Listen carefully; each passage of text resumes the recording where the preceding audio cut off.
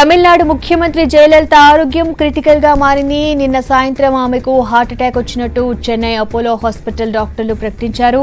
వెంటనే ఆమెను general ward నుంచి కార్డియాక్ కేర్ యూనిట్ కు షిఫ్ట్ చేశారు. కార్డియాలజిస్టులు, ఊపిరితిత్తుల వ్యాధి నిపుణులు, క్రిటికల్ కేర్ స్పెషలిస్టులు జయకు ట్రీట్మెంట్ అందిస్తున్నట్టు హెల్త్ బులెటిన్ విడుదల చేశారు. Doctors extra corporeal membrane heart assist device జయకు చికిత్స అందిస్తున్నారు. వచ్చే 12 గంటలు చాలా కఠినమైనవన్నారు డాక్టర్స్. ప్రస్తుతం జయలలిత అబ్జర్వేషన్ లో ఉన్నారని చెప్పారు. గతంలో జయను ట్రీట్మెంట్ చేసిన లండన్ డాక్టర్ రిచర్డ్ బాలేతో అపోలో డాక్టర్లు సంప్రదింపులు జరిపారు. అపోలో కార్డియాలజిస్ట్, పల్మనాలజిస్టుల సహాయంతో రిచర్డ్ బాలే ట్రీట్మెంట్ పర్యవేక్షిస్తున్నారు. ఢిల్లీ ఎయిమ్స్ డాక్టర్ల బృందం ఇవాళ చెన్నైకి వెళ్లనుంది.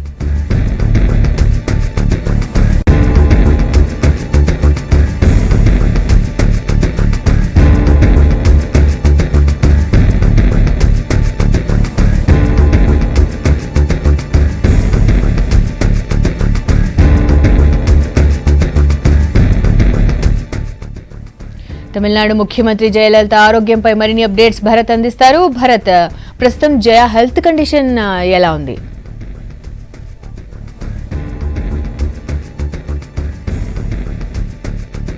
చెన్నైలోని 1000 లైట్స్ నియోజకవర్గంలోని ఇక్కడ మనం చూడొచ్చు గ్రేమ్స్ రోడ్లోని అపోలో హాస్పిటల్ దగ్గర ఉన్నాం. ఒకసారి ఇక్కడ ఎంత పెద్ద ఎత్తున పబ్లిక్ ఉన్నారో కూడా మనం చూడొచ్చు. పోలీస్ ఫోర్స్ను కూడా చూడొచ్చు.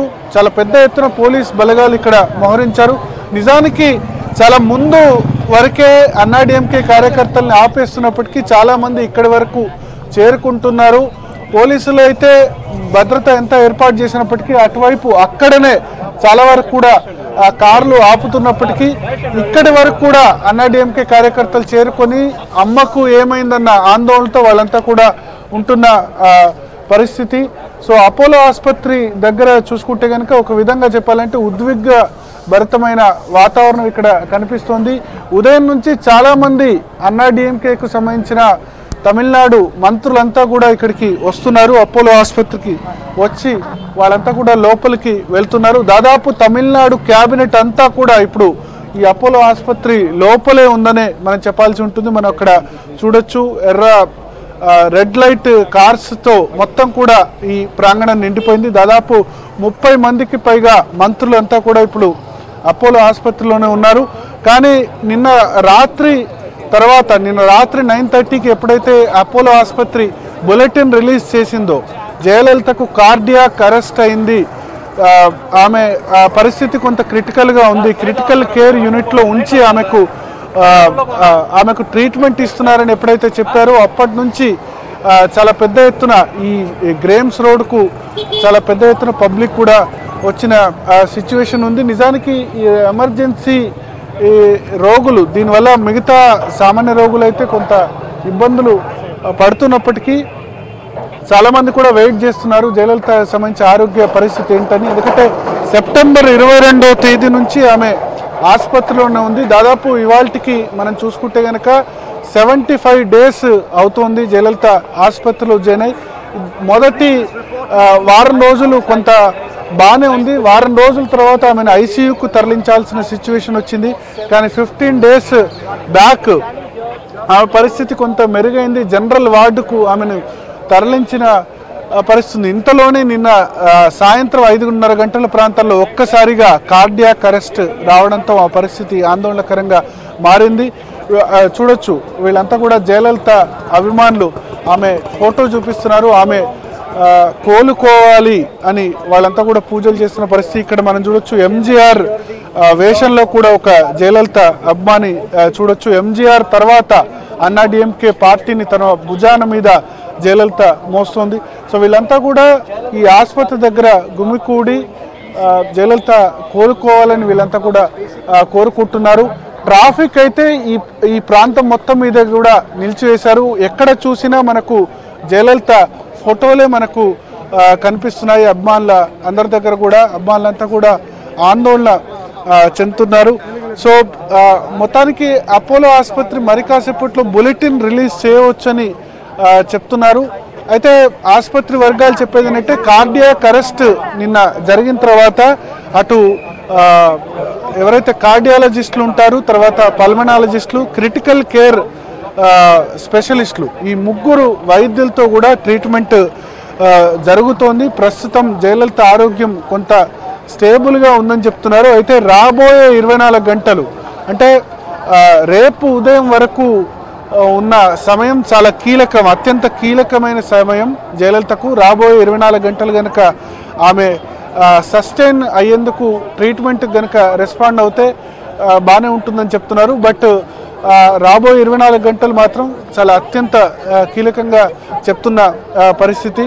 సో ఓవరాల్గా క్యాబినెట్ మీటింగ్ కూడా నిన్న ఆల్మోస్ట్ మంత్రులంతా కూడా సమావేశమయ్యారు. అన్నాడీఎంకేకి సంబంధించిన మంత్రులు, తమిళనాడు మంత్రివర్గం మొత్తం కూడా లోపల సమావేశమై భవిష్యత్ కార్యాచరణపై కూడా చర్చించారు. అటు కేంద్ర ప్రభుత్వం కూడా రాష్ట్ర ప్రభుత్వంతో టచ్లో ఉంది. ముఖ్యంగా గవర్నర్ విద్యాసాగర్ రావు నిన్న అర్ధరాత్రి దాదాపు 11:30-12 గంటల ప్రాంతాల్లో అపోలో ఆసుపత్రికి ఆయన వచ్చారు. జయలలిత ఆరోగ్య పరిస్థితిని అపోలో ఆసుపత్రి చైర్మన్ ద్వారా అడిగి తెలుసుకున్నారు. కేంద్ర ప్రభుత్వం కూడా ఎప్పటికప్పుడు రిపోర్టు గవర్నర్ ద్వారా తెప్పించుకునే ప్రయత్నం చేస్తుంది జయలలిత ఆరోగ్య స్థితి మీద. పోలీసు బందోబస్తు అయితే కేవలం చెన్నై కాకుండా తమిళనాడు వ్యాప్తంగా కూడా చాలా పెద్ద ఎత్తున పోలీస్ బందోబస్తు ఏర్పాటు చేశారు. కేంద్ర ప్రభుత్వానికి సంబంధించి CISF central industrial security force కానీ, అదేవిధంగా CRPF central reserve paramilitary force బలగాలు, వీటన్నిటిని కూడా ఎప్పుడు అవసరమైతే కనుక అప్పుడు అందించేందుకు సిద్ధంగా ఉన్నట్టు కూడా కేంద్ర ప్రభుత్వం చెప్తుంది. మనం చూడొచ్చు, ఇది అంబులెన్స్ వస్తుంది. ఇవన్నీ కూడా నార్మల్ పేషెంట్స్, ఇదంతా కూడా ఎమర్జెన్సీ కాబట్టి నార్మల్ పేషెంట్స్ కూడా చాలా మంది వస్తున్నారు. వాళ్ళకు కూడా కొంత ఇబ్బంది కలుగుతున్నప్పటికీ జయలలిత అభిమానులు అయితే చాలా పెద్ద ఎత్తున ఆసుపత్రికి చేరుకుంటున్నారు. సో కేంద్ర ప్రభుత్వం అయితే అన్ని రకాల బలగాల్ని ఇచ్చేందుకైతే సిద్ధంగా ఉన్నట్టు చెప్తున్నారు. అయితే కొన్ని చోట్ల వైలెన్స్ జరగచ్చన్న ఉద్దేశంతో ముందు జాగ్రత్తగా చర్యలు అయితే తమిళనాడు పోలీసులు తీసుకుంటున్నారు. నిజానికి నిన్న తమిళనాడు డీజీపీ నిన్న సాయంత్రం ఆయన మదురైలో ఉన్నారు. నిన్న సాయంత్రమే మదురై నుంచి ఆయన చెన్నైకి చేరుకున్నారు. చెన్నైకి చేరుకున్న తర్వాత మనం చూడొచ్చు, అన్నాడీఎంకే సంబంధించిన మంత్రులు, కీలక నేతలు కూడా ఇప్పుడిప్పుడే ఆసుపత్రికి మరికొద్ది మంది కూడా వస్తున్నారు. వాళ్ళంతా లోపల జయలలిత సన్నిహితురాలు శశికళతో సమావేశమవుతున్నట్లు తెలుస్తోంది. శశికళకు ఆమెకు మాత్రమే ఆరోగ్య పరిస్థితి, జయలలితకు సంబంధించిన ఆరోగ్య పరిస్థితి ఆమెకే ఎగ్జాక్ట్గా తెలుసు. ఎందుకంటే ఈ 75 డేస్లో ఆమెను డాక్టర్లు కాక కలిసింది కేవలం శశికళ మాత్రమే అని చెప్తున్నారు. ఈవెన్ మిగతా నేతలు ఎవరికి కూడా లోపలికి అనుమతించడం లేదని చెప్తున్నారు. సో వాళ్ళంతా కూడా భవిష్యత్ కార్యాచరణపై చర్చించేందుకు అపోలో ఆసుపత్రికే పెద్ద ఎత్తున చేరుకుంటారు. కేంద్ర ప్రభుత్వానికి సంబంధించిన వైఖరి విషయంలో ముఖ్యంగా హెల్త్ మినిస్టర్, కేంద్ర ఆరోగ్య శాఖ మంత్రి జేపీ నడ్డా అపోలో ఆసుపత్రి వైద్యులతో ఆయన మాట్లాడారు. అవసరమైతే ఎయిమ్స్ నుంచి, all India institute of medical sciences నుంచి వైద్యుల్ని పంపించేందుకు సిద్ధంగా ఉన్నట్టు చెప్పారు. ఈ ఉదయం ఎయిమ్స్ వైద్యులు కూడా ఢిల్లీ నుంచి బయలుదేరి చెన్నైకి వచ్చే అవకాశం ఉన్నట్లుగా చెప్తున్నారు. ఎందుకంటే all India institute of medical సైన్స్లో దేశంలోనే అత్యున్నతమైన వైద్యులు ఉంటారు కాబట్టి వాళ్ళు కూడా ఇక్కడ అపోలో ఆసుపత్రి వైద్యులకు సహకరిస్తే గనక ఖచ్చితంగా ఆమె రికవరీ జరగడం సాధ్యమని కూడా భావిస్తున్నారు. నిజానికి గత కొద్ది రోజుల క్రితమే ఆమె సర్వైవ్ అవుతుందని ఎవరు కూడా భావించలేదు. బట్ ఆ సిచ్యువేషన్లో కూడా కొంత కోలుకొని మళ్ళీ ఆమె జనరల్ వార్డు వరకు వచ్చింది. ఇంతలోనే సడన్గా కార్డియాక్ అరెస్ట్ రావడంతో ఆమె మళ్ళీ క్రిటికల్ కేర్ యూనిట్కు తరలించాల్సి వచ్చింది. అటు హోంమంత్రి రాజ్నాథ్ సింగ్ కూడా నిన్న గవర్నర్ విద్యాసాగర్ రావుతో ఫోన్లో మాట్లాడారు. గవర్నర్ విద్యాసాగర్ రావు మహారాష్ట్రకు ఫుల్ టైం గవర్నర్గా ఉన్నారు, తమిళనాడుకు ఇన్ఛార్జిగా గవర్నర్గా ఉన్నారు. నిన్న నేవీ డే సెలబ్రేషన్స్లో ఆయన ముంబైలో ఉన్న విద్యాసాగర్ రావు హుటాహుటిన అర్ధరాత్రి చెన్నైకి రావాల్సి వచ్చింది. ప్రస్తుతం ఆయన చెన్నైలోనే ఉన్నట్టు కూడా తెలుస్తుంది. పోలీసు శాఖ నుంచి, తమిళనాడు పోలీసు శాఖ నుంచి అయితే పెద్ద ఎత్తున బందోబస్తు ఏర్పాటు చేశారు. తమిళనాడు డీజీపీ నుంచి అన్ని విభాగ అధిపతులకు మెసేజ్ వెళ్ళింది. ముఖ్యంగా కేవలం లా అండ్ ఆర్డర్ పోలీసులే కాకుండా సిఐడి క్రైమ్ ఇన్వెస్టిగేషన్ డిపార్ట్మెంట్ సంబంధించిన పోలీసులు కానీ, టాస్క్ ఫోర్స్ పోలీసులు కానీ, ఇతర పోలీసులందరూ కూడా ఈ లా అండ్ ఆర్డర్ విధుల్లో ఉండాలి, శాంతి భద్రతల విధుల్లో ఉదయం 7 గంటలకే చేరాలన్న మెసేజ్ రావడంతో ఎక్కడ చూసినా మనకు చెన్నైలో పోలీసులే కనిపిస్తున్నారు. కేవలం చెన్నైలోనే కాదు, తమిళనాడు మొత్తం కూడా అదే సిచ్యువేషన్ ఉంది.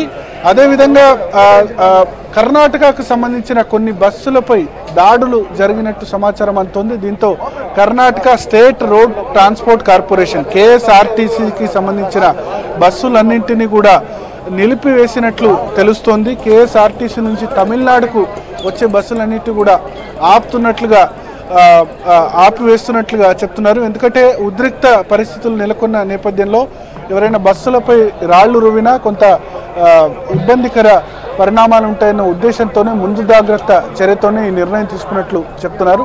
సో ఓవరాల్గా చెన్నైలో అపోలో ఆసుపత్రి దగ్గర సిచ్యువేషన్ ఇది. రాధిక.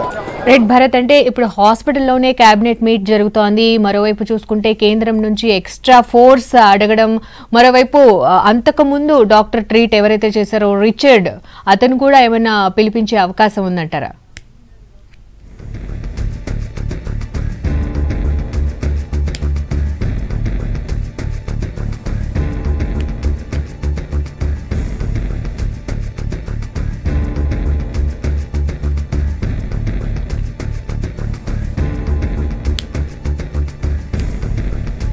కార్డియాక్ అరెస్ట్ వచ్చిన తర్వాత లండన్లో ఉన్న డాక్టర్ రిచర్డ్తో అపోలో ఆసుపత్రి వైద్యులు కన్సల్ట్ కావడం జరిగింది. ఆయన కూడా వస్తున్నారు. అయితే ఇంతలోనే ఫోన్లో ఆయన సలహా తీసుకున్నారు. ఇటువంటి సందర్భాల్లో ఆయన ఎక్స్పర్ట్ కాబట్టి ఎటువంటి ట్రీట్మెంట్ అందించాలి అన్న విషయంలో ఆయన సలహా కూడా తీసుకున్నారు. అయితే ఇక్కడ హార్ట్ అటాక్కు కార్డియాక్ అరెస్ట్కు చిన్న డిఫరెన్స్ ఉంది అని డాక్టర్లు చెప్తున్నారు. హార్ట్ అటాక్, కార్డియాక్ అరెస్ట్ ఈ రెండు కూడా వేరువేరు. హార్ట్ అటాక్ అంటే రక్తాన్ని తీసుకెళ్లే సిరలు కొంత బ్లాక్ అవడాన్ని హార్ట్ అటాక్గా చెప్తుంటారు. కార్డియాక్ అరెస్ట్ అయిన సందర్భంలో గుండె కొట్టుకోవడం ఆగిపోతుంది. సో హార్ట్ అటాక్ అంటే కొంత సీరియస్ కండిషన్గానే కార్డియాక్ అరెస్ట్ చెప్తున్నారు. హార్ట్ అటాక్ వల్ల కార్డియాక్ అరెస్ట్ సంభవించే అవకాశం ఉంటుంది, కార్డియాక్ అరెస్ట్ వల్ల హార్ట్ అటాక్ సంభవించే అవకాశం ఉందని చెప్తున్నారు. సో ఈ నేపథ్యంలో ఈ రిచర్డ్ ఎవరైతే బ్రిటన్లో డాక్టర్ ఉన్నారో ఆయనతో ఇంతకు ముందుగానే కన్సల్ట్ చేశారు. ఇంతకుముందు ఆయన వచ్చి జయలలితను స్వయంగా చూసి కూడా వెళ్ళారు కాబట్టి ఆయన్ని కన్సల్ట్ చేస్తున్నామన్నారు. తర్వాత ఇక్కడ అందుబాటులో ఉన్న పల్మనాలజిస్ట్ అంటే ఊపిరితిత్తుల వ్యాధి నిపుణులు, తర్వాత కార్డియాలజిస్టులు గుండె సంబంధిత వ్యాధి నిపుణులు, క్రిటికల్ కేర్ యూనిట్లో పనిచేసే డాక్టర్లు, ఈ 3 రకాల స్పెషలిస్ట్ డాక్టర్లు ప్రస్తుతం జయలలితకు వైద్యం అందిస్తున్నారు. ఎందుకంటే ఆమె ఆరోగ్య పరిస్థితి కొంత మల్టిపుల్ డిజార్డర్స్ ఉన్నాయి ఆమెకు. కేవలం ఆమెకు మొదటి నుంచి కూడా జయలలితకు షుగర్ వ్యాధితో బాధపడుతున్నారు. ఇప్పుడు నిజానికి ఆమె హాస్పిటల్లో జాయిన్ అయినప్పుడు కూడా మొదలు జ్వరం, డీహైడ్రేషన్, షుగర్ కంట్రోల్ చేయలేకపోయారు. ఆ తర్వాత మెల్లిగా న్యూమోనియా, ఆమె ఊపిరితిత్తులకు న్యూమోనియా తీసుకున్నారు. దీనివల్ల శ్వాసకోశ సంబంధిత వ్యాధితో ఆమె ఇబ్బంది పడ్డారు. నిజానికి మొన్న ఆసుపత్రిలో ఇన్ని రోజులు ఉండడానికి కూడా ప్రధాన కారణం శ్వాస సరిగ్గా తీసుకోవడంలో ఇబ్బంది. మొన్నటి వరకు కూడా ఆమె మాట్లాడలేకపోయారు. ఒక 4-5 డేస్ బ్యాకే అపోలో ఆసుపత్రి స్టేట్మెంట్లో వెల్లడించింది ఏంటంటే ఆమె స్పీకర్ల సహాయంతో మాట్లాడగలుగుతున్నారని. అంటే ఇన్ని రోజుల పాటు దాదాపు 60-65 రోజుల పాటు ఆమె మాట్లాడలేకపోయారు. ఒక 4-5 డేస్ బ్యాకే ఆమె మాట్లాడడం ప్రారంభించారు. దీనికి కారణం ఏంటంటే ఆమె ఊపిరితిత్తులు న్యూమోనియా సోకడం, తర్వాత ఈ శ్వాస సంబంధిత వ్యాధితో ఆమె బాధపడడం వల్ల ఇంతకాలం సరిగ్గా మాట్లాడలేకపోయారు. సో అటు షుగర్ ఉంది, ఇటు శ్వాస సంబంధిత వ్యాధి కూడా జయలలితకు ఉంది. దానితో పాటు ఈ సడన్గా ఈ కార్డియాక్ అరెస్ట్ అంటే గుండెకు సంబంధించిన కార్డియాక్ అరెస్ట్ కూడా సంభవించడంతో ఒకేసారి మల్టిపుల్ డిజార్డర్, చాలా అవయవాలు పనిచేయడం మానేయడంతో ఈ సిచ్యువేషన్ నెలకొంది. నిజానికి ఇంకో 4-5 డేస్లో జయలలిత డిశ్చార్జ్ అవుతారని అన్నాడీఎంకేకి సంబంధించిన కార్యకర్తలంతా కూడా చెప్తూ వచ్చారు. మనం చూస్తున్నాం ఇంకా కూడా చాలా పెద్ద ఎత్తున అన్నాడీఎంకేకి సంబంధించిన నేతలంతా కూడా వస్తూనే ఉన్నారు. ఒక విధంగా చెప్పాలంటే రాష్ట్ర అన్నాడీఎంకే నేతలంతా కూడా, కీలక నేతలు, ముఖ్య నేతలు ఎవరైతే ఉన్నారో వాళ్ళంతా కూడా ఇప్పుడు అపోలో ఆసుపత్రి లోపలే ఉన్నారు. సో నేను ఇంతకుముందు చెప్పినట్లుగా ఆమెకు మల్టిపుల్ అవయవాలు పనిచేయటం లేదు. ఒకటి షుగర్కి సంబంధించిన దాంతో, రెండవది శ్వాసకు సంబంధించిన దాంతో ఊపిరితిత్తులు సరిగా పనిచేయడం లేదు, పూర్తి స్థాయిలో ఆమె శ్వాస తీసుకోలేకపోతున్నారు. తర్వాత నిన్న కార్డియాక్ అరెస్ట్ రావడంతో గుండె ఫంక్షనింగ్ కూడా కరెక్ట్ లేదు. ఇప్పుడు కేవలం ఈ గుండెకు కృత్రిమ శ్వాసను అందించే పరికరం సహాయంతో ఆమె గుండెను కొట్టుకునేలా చేస్తున్నారు. కార్డియాక్ అరెస్ట్ నార్మల్గా డాక్టర్లు చెప్పేది అంటే కార్డియాక్ అరెస్ట్ సిచ్యువేషన్లో గుండె కొట్టుకోవడం ఆగిపోతుంది. ఆ సమయంలో కృత్రిమంగా గుండె కొట్టుకునేందుకు ఈసీఎంఆర్ సహాయంతో ఆమె సర్వైవ్ అవుతున్నారని చెప్తున్నారు. సో ఇవన్నీ డిజార్డర్, ఒకవైపు ఊపిరితిత్తులు, రెండో వైపు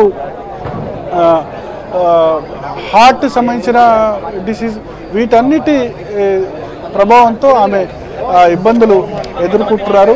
సో ఇంకా కొద్దిమంది కూడా మనం చూస్తున్నాం, మంత్రులు ఒకరొక్కరుగా వాళ్ళంతా కూడా నిన్న రాత్రి వరకు దాదాపు 3-4 వరకు కూడా వాళ్ళు అపోలో ఆసుపత్రిలోనే ఉన్నారు. మళ్ళీ ఉదయమే అందరూ కూడా అపోలో ఆసుపత్రికి చేరుకుంటారు. ఒక మహిళా మంత్రి, తమిళనాడు సంబంధించిన మహిళా మంత్రి ఇప్పుడే అపోలో ఆసుపత్రికి చేరుకోవడాన్ని మనం చూస్తున్నాం. రాధిక. రైట్ భరత్.